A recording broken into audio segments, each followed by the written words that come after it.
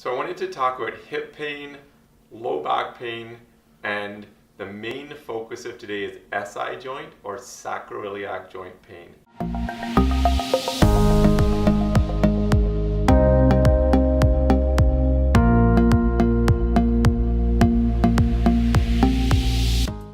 So your sacroiliac joint is the big joint right between your pelvis and your low back, and it causes a tremendous amount of problems in people, and I do want to explain why today in this video, and then we're going to shoot some segments to show you how to stabilize and balance those joint mechanics to make sure your SI area stays pain-free.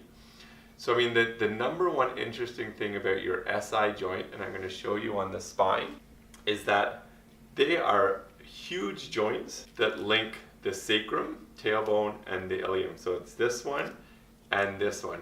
And they both have a little bit of motion. Not a lot, but both are incredibly important in everything from, walking to bending over to do a deadlift. They have to be strong and stable and move properly. So the number one thing is we want to make sure your SI joints are aligned properly and moving properly, and then get into some strengthening exercises to stabilize them.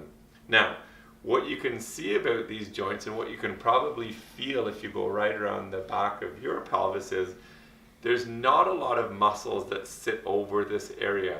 So you actually don't have a lot of muscular control like you would in your knee or your shoulder joint. You actually have to rely on how your back and your glutes tie together to hold this joint stable while you walk. When you have an SI joint, it's this area we're referring to, and your sacrum can sublux, which it can move a number of different ways that can cause local pain here.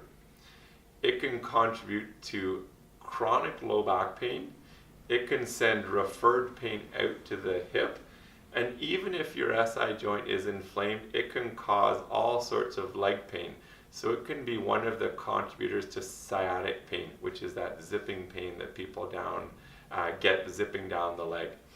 So incredibly important part of your anatomy. And what I'll say is, if you've got the proper assessment and you know your spine and your sacrum's aligned and moving properly, the next logical step is to do some rehab to start stabilizing that. And the number one thing we're going to focus on in your SI joint is to make sure your glutes are activating properly. And your glutes are going to tie in to the thoracolumbar fascia. We're going to get really technical here. They're going to tie into your low back, and it is actually that interaction between your back and your pelvis that stabilize those joints from a muscular perspective. So I hope that helps you a little bit in terms of the anatomy and the problems we see in the SI joint area. And we're going to shoot a few video clips next to show you how to get those SI joint under control to keep you running, walking, lifting, being as active as you can be for the rest of your life. So I want to give you a couple of tips, tricks, exercises for SI joint stability. And if you're watching this, number one, I'm assuming you have a proper diagnosis of the SI joint, the sacroiliac joint.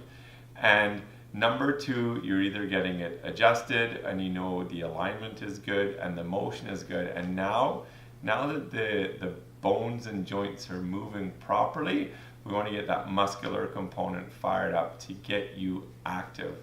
So we talked a little bit earlier about the SI joint, so that's the back, that's the lowest part of your low back and your pelvis, and how we have to tie in exercises that get your glutes firing, so get your bum muscles working, and they get your back working as well, right?